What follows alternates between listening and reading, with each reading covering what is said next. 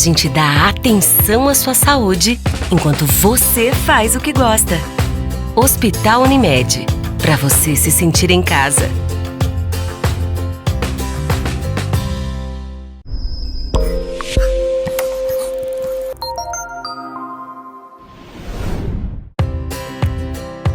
A gente dá atenção à sua saúde enquanto você descansa a mente. Hospital Unimed, para você se sentir em casa.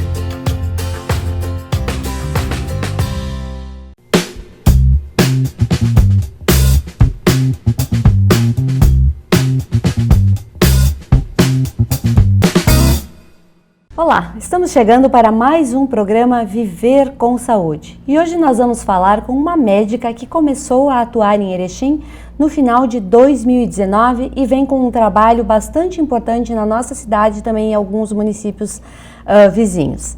Nós recebemos aqui no estúdio da TV Erechim a médica cooperada da Unimed Erechim, doutora Arien Oldoni. Bem-vinda, doutora.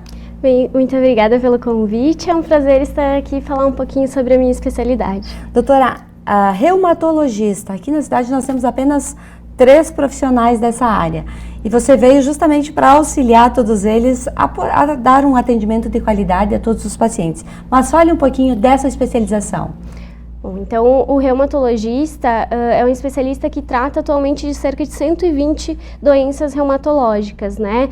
Que acometem pacientes de todas as idades, desde crianças até pacientes mais idosos. Então, é uma especialização bem ampla que trata de doenças que acometem o tecido conjuntivo, né? Que são as articulações, tendões, ligamentos, músculos. Então, todos aqueles pacientes que têm dores articulares, que têm algum acometimento do sistema conjuntivo, o reumatologista é o médico que trata essas doenças, diagnostica e faz todo o acompanhamento clínico, né, desses pacientes. O que a gente mais escuta as pessoas reclamarem é da artrite. Gostaria que tu explicasse como é que ela surge na pessoa, se tem uma idade específica e de que forma pode ser realizado de repente o tratamento para a pessoa viver pelo menos sem dor. Claro, esse é o objetivo principal, né, do nosso tratamento. Então, a artrite, ela é a inflamação da articulação, né? No exame físico, a gente vai encontrar uma articulação dolorida, né? O paciente tem uma dificuldade de movimentar essas articulações, uma limitação desse movimento. Ele vai ter, além da dor, inchaço, então aquela articulação edemaciada, quente, geralmente, né? E mais vermelha. Então, isso é a inflamação articular. Né? O reumatologista é o médico responsável por analisar, fazer o diagnóstico dessa artrite e achar a sua causa, né? Existem diversas causas de artrite, desde causas metabólicas, causas infecciosas e as doenças reumatológicas autoimunes. Então, o reumatologista, ele vai fazer esse diagnóstico e vai tratar conforme a sua causa, né? A artrite reumatoide, né, que é a doença mais procurada, enfim, que a gente mais faz o diagnóstico, ele acomete pacientes, geralmente são mulheres de meia idade, né, 35, 55 anos, e esse paciente tem artrite mais persistente, então é uma artrite que dura mais de 6 semanas, que causa uma rigidez articular importante, então é aquele paciente que acorda de manhã e não consegue movimentar, não consegue abrir e fechar as mãos, não consegue mexer os pés, e essa rigidez dura assim mais de 1 hora, 2 horas, então isso limita bastante a qualidade de vida desses pacientes. Né? E o objetivo do tratamento é restaurar essa qualidade de vida. Por que mais em mulheres? É pelo fato da gente ser mais hormonal? Isso interfere? Sim, as doenças autoimunes, a artrite reumatoide é uma doença autoimune, né? As doenças autoimunes são multifatoriais, então a gente, em todos os estudos que se tem até hoje, não descobriu uma causa específica para ela, mas a gente já sabe que existem causas ambientais, então o tabagismo é uma causa importante, a obesidade, algumas infecções periodontais, causas metabólicas também, né? E além dessas causas ambientais, existe a causa genética. Então, pacientes que têm pai, mãe com a doença têm mais risco de desenvolver artrite reumatoide e também causas hormonais, então por isso que as mulheres são mais acometidas, né? Mas não que não possa acontecer nos homens, né? A gente tem muitos pacientes homens que têm a doença também. E quando ela desenvolve e se manifesta em crianças ou adolescentes? Quando ela se manifesta em crianças e adolescentes, a gente chama de artrite idiopática juvenil, né? Que é uma artrite que ocorre então em crianças e adolescentes até os 16 anos de idade. Né? A artrite idiopática juvenil é um grupo de doenças, existem 7 subtipos da artrite idiopática juvenil e além da artrite, né, que é a inflamação das articulações, esses pacientes podem ter febre persistente, então febre por mais de 7, 14 dias, né, uma febre baixa, geralmente no final da tarde. Além disso, eles podem ter inflamação do olho, então eles podem ter uveíte e podem ter acometimento de outros órgãos. Então, todas as doenças autoimunes são sistêmicas, né? Além da inflamação na articulação, pode ter inflamação em outros órgãos também. A artrose também é uma coisa que incomoda bastante. Às vezes as pessoas acabam confundindo o sintoma de uma com a outra. Explica um pouquinho a diferença de uma e outra. Exatamente, essa diferenciação não é muito simples, né? Às vezes é bem complicado de fazer, por isso a importância do especialista, né? A artrite, ela é uma doença autoimune inflamatória. Já a artrose, hoje a gente mudou um pouquinho a nomenclatura e chama de osteoartrite, porque se sabe que tem um pouco da inflamação, mas tem muita causa mecânica, muita causa de desgaste articular, então aqueles pacientes que têm sobrepeso, que têm algum trabalho que força muito as articulações, eles têm mais risco de desenvolver a osteoartrite. E o tratamento é bem diferente das duas doenças, né?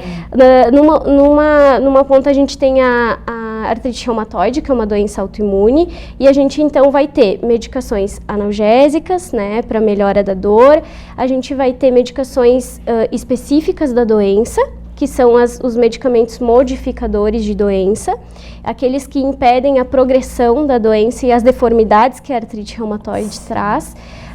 E mais atualmente, cerca de 15, 20 anos, se começou a estudar e a começar a usar os medicamentos imunobiológicos, que foi o grande boom, assim, aquilo que mudou realmente o curso da doença. Então, hoje em dia a gente não vê mais aqueles pacientes com tantas deformidades, né? E isso se deve a essa descoberta dessas medicações.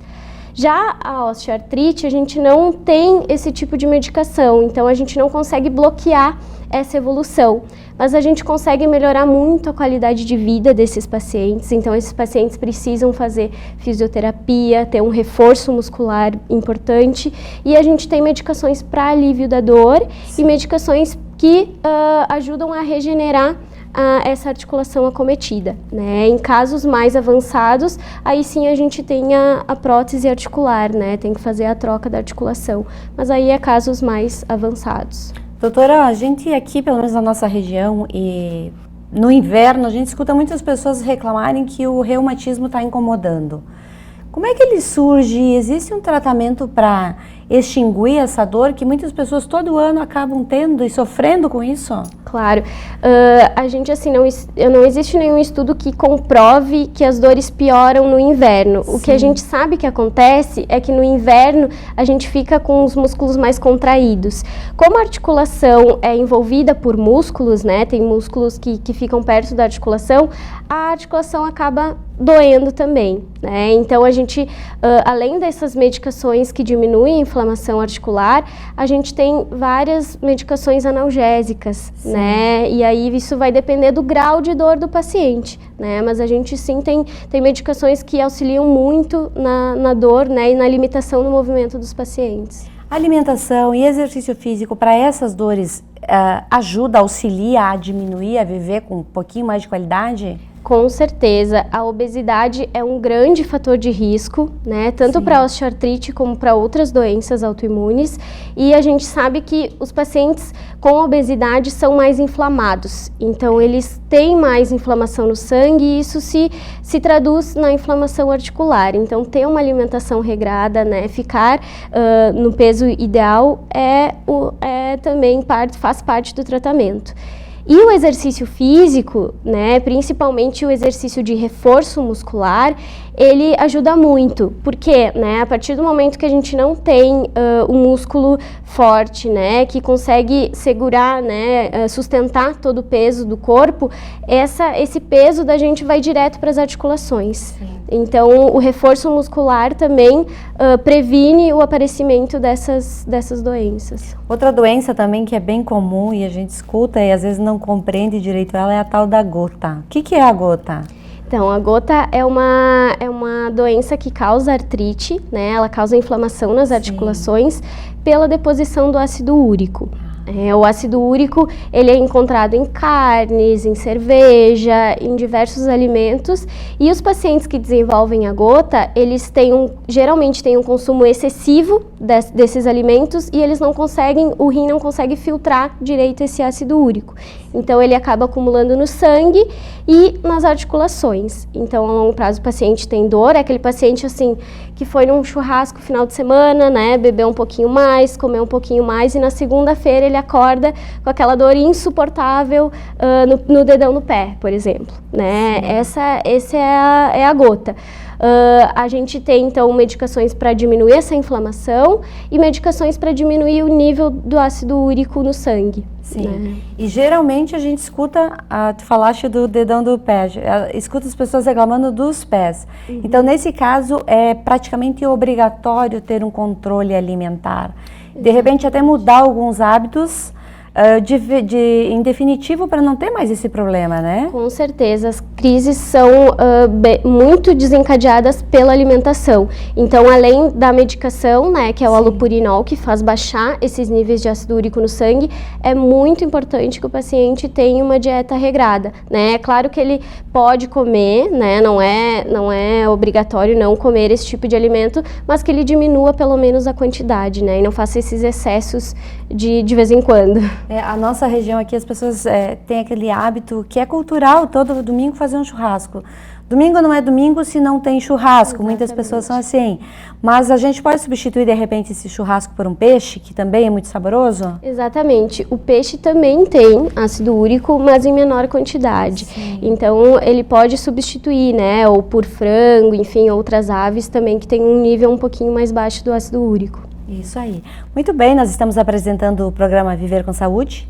A gente vai para um breve intervalo comercial e a gente volta falando dessa área que é bem importante, que é a reumatologia.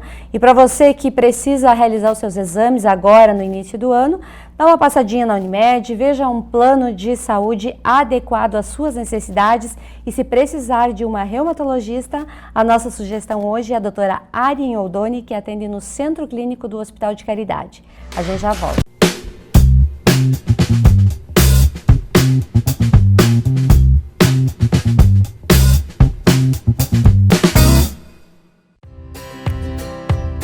A gente dá atenção à sua saúde enquanto você recebe todo o cuidado.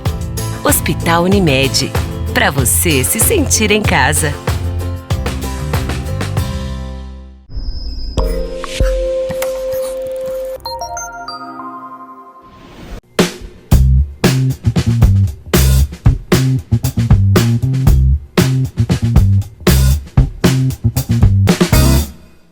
Voltamos com o nosso programa Viver com Saúde. Este programa tem um oferecimento especial da Unimed Erechim. A Unimed que tem diversos tipos de plano, plano empresarial, plano familiar. E para você que precisa realizar os seus exames, precisa ter um acompanhamento mais de perto de vários médicos de diversas especialidades, dá uma passada na Unimed e realiza o seu plano. Hoje aqui no estúdio da TV Erechim, a doutora Arien Oldoni, que é cooperada da Unimed, atende no Centro Clínico do Hospital de Caridade, nessa área bastante importante que é a reumatologia. Doutora, uma doença que pouca gente sabe que é tratado pela reumatologia, que é o lúpus. e muito pouco se fala. Gostaria que tu explicasse para as pessoas conhecerem e analisarem esses sintomas. Então, o lúpus é uma doença inflamatória crônica, né, que tem vários sinais e sintomas. O principal e o que mais traz os pacientes na consulta com o reumatologista são as lesões de pele. Então, a gente chama de rash cutâneo, né, principalmente em áreas fotoexpostas, então aquelas áreas expostas ao sol, principalmente rosto e braços. Então, o paciente tem lesões de pele, tem aftas, né, na boca, no nariz, tem um acometimento articular importante e ele pode ter um acometimento de outros órgãos, principalmente o rim. Então, por isso que é importante tratar, né, diagnosticar essa doença. Ela é uma doença que geralmente acomete mulheres também, né, como a maioria das doenças autoimunes, e mulheres jovens, então mulheres de 25, 35 anos começam os primeiros sintomas da doença, né?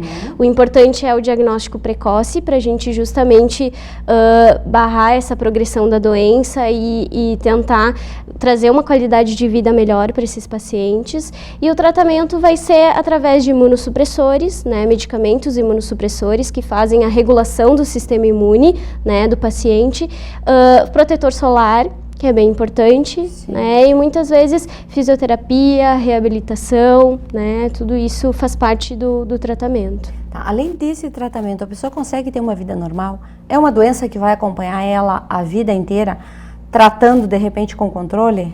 Com certeza, ela é uma doença crônica, então a maioria das doenças reumatológicas são crônicas, a gente não tem a cura, mas os pacientes apresentam períodos de atividade e remissão. Sim. Então, em alguns meses do ano ele vai ter sintomas e alguns meses não. Geralmente esse tratamento é contínuo, em alguns casos a gente consegue reduzir essas medicações, né, em alguns períodos do ano, mas geralmente o paciente permanece com alguma medicação e ele vai ser acompanhado a vida inteira, né? Não necessariamente ele vai precisar usar a medicação a vida inteira, mas ele vai ter que ter um acompanhamento clínico com o reumatologista para o resto da vida, isso sim. Sim. Tu falaste que geralmente é a partir de uma certa idade. E aquela criança que tem o lúpus, como é que se justifica isso? E como é que lida-se com isso? Então, o lúpus ele é realmente mais frequente em mulheres jovens, mas crianças também podem ser acometidas. Geralmente as crianças têm uma doença mais grave, então é mais agressiva o lúpus nessa faixa etária. Mas a gente tem diversos tratamentos para as crianças também. Então, a maioria das medicações que a gente usa nos pacientes adultos, a gente consegue usar, claro, né, tudo ponderando peso, né, existem cálculos para isso, mas a gente consegue sim fazer o tratamento durante a infância. E o paciente, né, se bem tratado, vai ter uma qualidade de vida muito boa, né, ele vai conseguir fazer todas as atividades escolares, tudo normalmente, ter uma vida normal. E como é que se justifica essa doença? É um problema genético? De repente, ninguém da família tem, uma pessoa desenvolve. Qual é a justificativa para essa pessoa ter? Então, tem a causa genética também, então pacientes que têm parentes com a doença podem desenvolver, né, tem mais risco de desenvolver a doença, e é um desequilíbrio no sistema imune, né, não se sabe muito bem a causa específica disso, mas é um desequilíbrio, né, o sistema imune é aquelas células que nos ajudam a combater infecções, e no caso das doenças autoimunes, como é o lúpus, esse sistema imune ele fica desregulado, então o sistema imune, essas células acabam atacando as células do organismo do paciente e é o que causa a doença, né? Existem fatores hormonais também já estudados, por isso da frequência maior nas mulheres, mas é uma causa multifatorial, não se consegue estabelecer uma causa específica para a doença. Outra doença também que incomoda bastante quem tem é a espondilite anquilosante. Fale um pouquinho e o que é. Isso, a espondilite anquilosante é uma doença autoimune que acomete principalmente homens jovens, tá? Homens de 20 a 40 anos. Então é aquele paciente que tem uma dor lombar que a gente chama de inflamatória. Então aquela dor que acomete a região lombar e as nádegas, então é uma dor no quadril e na coluna lombar, geralmente pela manhã ou após períodos de repouso, então aquele paciente que vai dormir e acorda de madrugada com dor e ele tem que se movimentar para melhorar a dor. Então melhora com o exercício e piora com o repouso.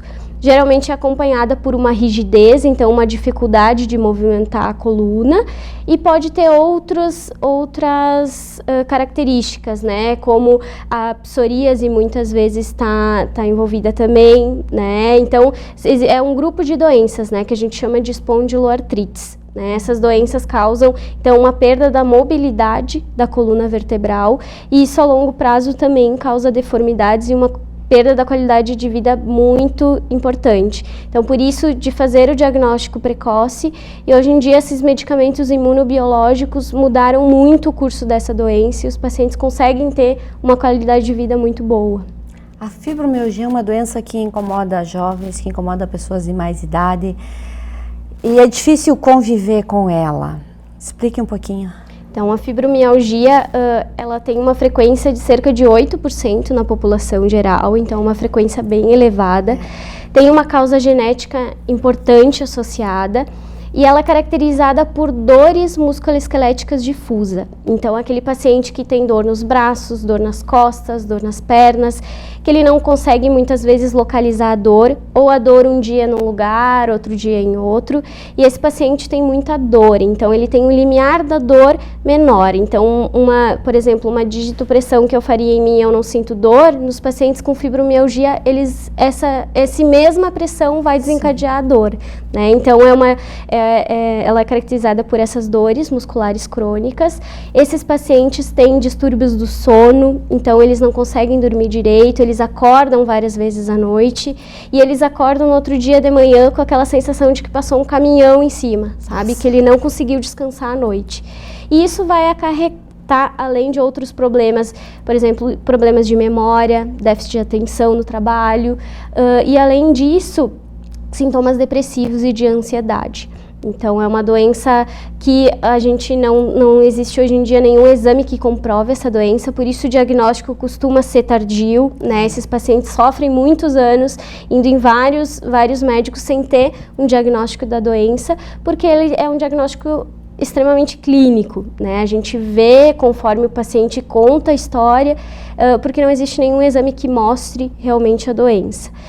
E o tratamento envolve exercício físico, né, que é muito importante. Então, exercício físico, medicações para o tratamento dessa ansiedade, da depressão, um acompanhamento psicológico importante e tratamento da dor, né, da dor e do sono. Então, é um tratamento bem complexo e que exige também acompanhamento para esses pacientes conseguir ter uma qualidade de vida, né, conseguir fazer essas atividades de vida cotidiana. Com o passar do tempo, da idade, as reclamações com a osteoporose ela aumenta. Hoje a gente sabe que já existem, é mais falado de alimentos que evitam a osteoporose, tratamentos, mas algumas pessoas ainda sofrem com esse mal. E aí? Com certeza, a osteoporose, hoje estima-se que no Brasil, cerca de 10 milhões de pessoas têm osteoporose. Destas, cerca de 2,4 milhões vão ter uma fratura na vida. E desses 2,4 milhões, cerca de 200 mil vão morrer em decorrência direta dessas fraturas. Então, a osteoporose é uma causa de fragilidade óssea, então o osso vai ficando cada vez mais fraco até que ele quebra, né? O diagnóstico a gente consegue fazer com a densitometria óssea, né, o exame, que no Brasil, pelo Ministério da Saúde, é preconizado fazer em mulheres acima de 65 anos e homens acima de 70 anos. Claro, quando a gente vê fatores de risco associados, a gente tende a pedir esse exame mais precocemente, né? E o tratamento envolve sim uma alimentação, né, principalmente baseada, né, rica em cálcio, né, muito importante, a vitamina D, né, muitas vezes, por exemplo, aqui no sul do Brasil é muito difícil, né, a gente no inverno sair para tomar sol e o nosso trabalho... Tem dias que nem tem sol. Tem dias que nem tem sol e o nosso trabalho geralmente é dentro, né, de um escritório, é fechado. Então, muitas vezes a gente precisa repor essa vitamina D. Os medicamentos específicos, né, que eles visam barrar essa perda da massa óssea e resgatar um pouquinho dessa massa óssea também, né? Sim, é verdade. Tu falaste da questão aí da vitamina D. Virou um modismo essa história de vitamina D. Todas as pessoas precisam realmente ingerir vitamina D para evitar a osteoporose e outros problemas aí decorrentes da falta da vitamina B?